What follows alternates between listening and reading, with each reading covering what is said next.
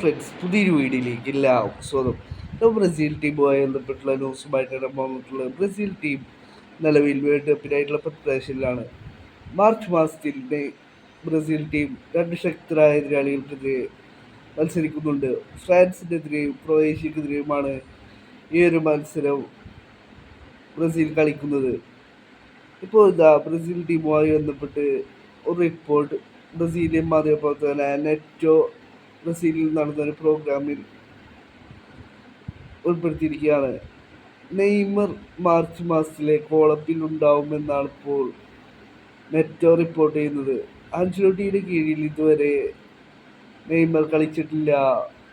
നെറ്റോ March മാസത്തിലുള്ള കോളപ്പിൽ ഉണ്ടാവും Neymar എന്നാണ് ഇപ്പോൾ മാധ്യമപ്രവർത്തകനായ നെറ്റോ റിപ്പോർട്ട് ചെയ്യുന്നത്. ഇത് തനിക്ക് ആൻചെലോട്ടിയുടെ അടുത്ത വൃത്തങ്ങളിൽ നിന്നും കിട്ടിയ റിപ്പോർട്ടാണ് എന്നാണ് ഇപ്പോൾ മാധ്യമപ്രവർത്തകനായ നെറ്റോ റിപ്പോർട്ട് ചെയ്യുന്നത്. ആൻചെലോട്ടിയുടെ കീഴിൽ ഇതുവരെ നെയ്മറിന് കളിക്കാനായി സാധിച്ചിട്ടില്ല. നെയ്മർ നിലവിൽ പരിക്കിന്റെ പിടിയിലാണുള്ളത്. നെയ്മർ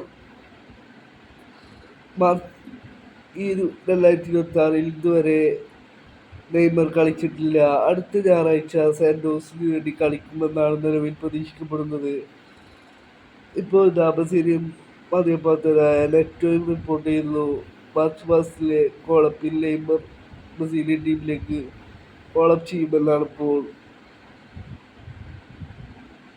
ബ്രസീലിയൻ മാധ്യമപ്രവർത്തകരായ നെറ്റോ റിപ്പോർട്ട് ചെയ്യുന്നത്. ആൻചെലോട്ടി പറഞ്ഞിരുന്നു, നെയ്മർ പൂർണ്ണ ഫിറ്റ്നസ്സിലേക്ക് തിരിച്ചു വന്നു കഴിഞ്ഞാൽ താൻ ബ്രസീലിയൻ ടീമിലേക്ക് നെയ്മറിലെ കോളപ്പ് ചെയ്യുമെന്നുള്ളത്. ആൻചെലോട്ടി തന്നെ പറഞ്ഞിരുന്നു, മാർച്ച് മാസത്തിലെ തൻ്റെ കോളപ്പ് വേൾഡ് കപ്പ് സ്ക്വാഡിലുള്ള